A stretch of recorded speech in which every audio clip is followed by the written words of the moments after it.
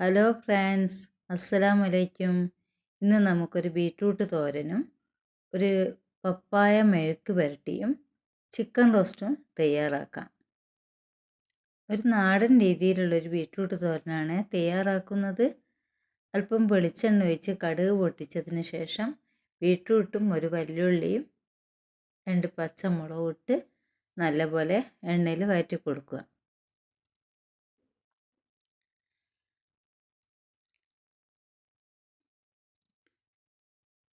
അതിലേക്ക് ഉപ്പ് ചേർക്കുക. 1/2 സ്പൂൺ മഞ്ഞൾപ്പൊടിയും 1/4 സ്പൂൺ മുളക് പൊടിയും ചേർത്തിട്ടുണ്ട്.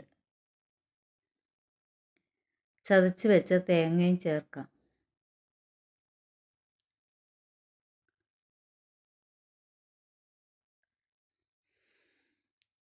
എല്ലാം കൂടെ നല്ലപോലെ ഇളക്കി കൊടുക്കുക.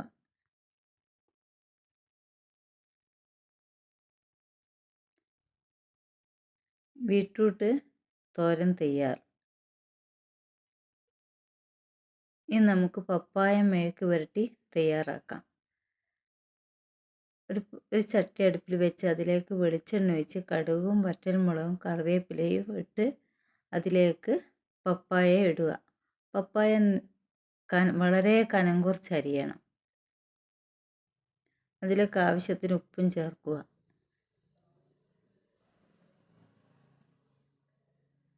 ചതച്ച വറ്റൽമുളകാണ് ചേർത്തത്. അങ്ങനെ ചേർക്കുമ്പോൾ നല്ലൊരു ടേസ്റ്റ് ഉണ്ടാവും.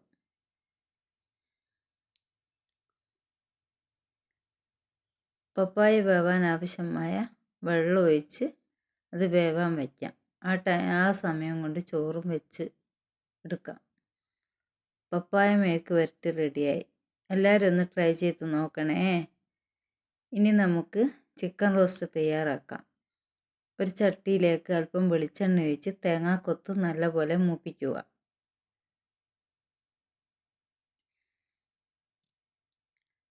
നല്ല ബ്രൗൺ കളർ ആകുന്നത് വരെ വയ്ക്കണം. അതിലേക്ക് പട്ടയും ഗ്രാമ്പും ഏലക്ക ഇടുക.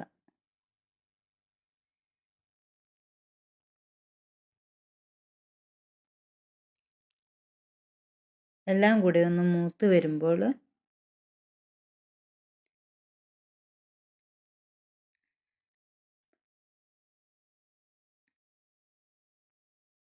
അതിലേക്ക് വറ്റൽമുളകും കറിവേപ്പിലയും ചെറുതായി കട്ട് ചെയ്ത ഒനിയനും ഇടുക. എല്ലാം കൂടെ നല്ലപോലെ ഒന്ന് മൂപ്പിച്ചെടുക്കുക. അതിലേക്ക് 1 സ്പൂൺ ഇഞ്ചി വെളുത്തുള്ളി പേസ്റ്റും ചേർക്കുക. 2 തക്കാളിയും 3 പച്ചമുളകും ചേർക്കുക. 1/2 സ്പൂൺ മഞ്ഞൾപ്പൊടിയും 1 സ്പൂൺ മുളക് പൊടിയും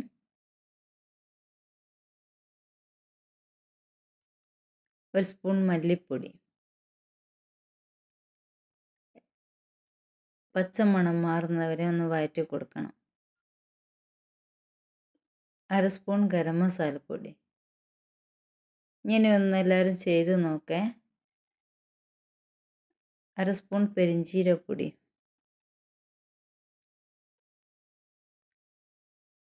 കുരുമുളക് പൊടി മുന്നിൽ നിൽക്കണം, എന്നാലാണ് അതിൻ്റെ ടേസ്റ്റ് ഉണ്ടാകുക. ഒരു 1.5 സ്പൂണോളം കുരുമുളക് പൊടി ഞാൻ ചേർത്തിട്ടുണ്ട്. 500 ചിക്കനാണ് ഉണ്ടാക്കുന്നത്.